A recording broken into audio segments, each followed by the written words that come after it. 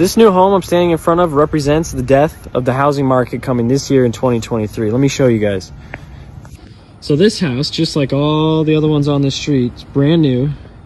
Hasn't even been lived in yet. It was just purchased just like the one next door for $640,000, which breaks down to basically a payment between $3,500 and $4,500 a month, depending on how much money was put down.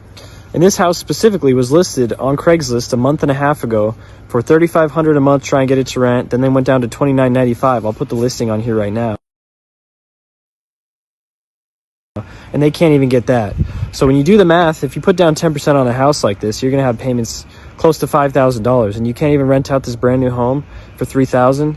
Well, that's going to kill the rest of the market, because they're going to start dropping the prices on these new homes when they don't sell, because they can.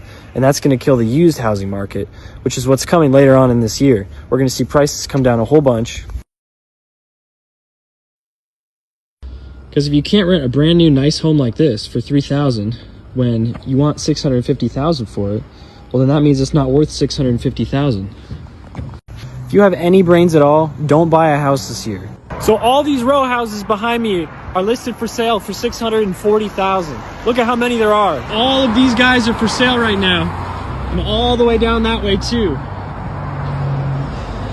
We got them over here, and they can't sell any of these. They've been listed since July, and they still got new ones coming online. Okay, so here's what's so funny about it. This other block of townhomes over here that didn't sell, now they want to rent them, and guess what they're trying to get? Only $24.95, and that's after reducing the price.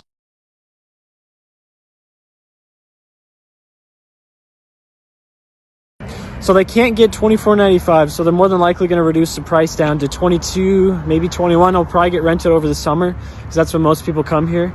But if you can't even get $2,500 for it, who the heck's going to buy these awful tiny little row houses in this alleyway for $600,000? Give me a break. This market's going to shit. I don't know, a lot of you guys know it, a lot of you guys in the business want to deny it, but it's the reality of the situation. So if you have money and you want to buy, give it a couple years. So this monster, here's an example of how completely broken the housing market is. This look like a nice house, guys?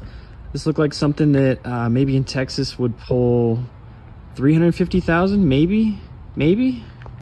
Well, this is a brand new home, and it's been on the market for 4 months for $1.7 million. And they haven't even budged on their asking price. And you know what? New house there, new house there, new house there, new house there. That one looks like it's sold. New house there, new house there. These are all going on the market. I get the pros that location has, but who the hell would pay that much for this house?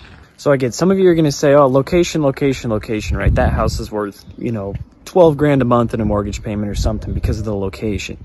Okay, $12,000 a month to live there. Well, then explain this. I walked 3.5 blocks over, and this house is for rent for $3,000. This is actually the same square footage. I'll include the Zillow listing at some point in this video, but this house right here was only built in 2015, so it's pretty new, and you could rent it for $29.95 a month. And that comes fully furnished if you want. You can do month to month. You can do a longer contract if you want. You got all kinds of options. You could rent 4 of these houses for 1 of that other new one. What would you rather do? So this is just illustrating, what's going on, how broken this housing market is. It makes no sense that anybody should be buying any of these homes. So, we're going to have to see huge correction in these prices, especially with these builders that I don't know what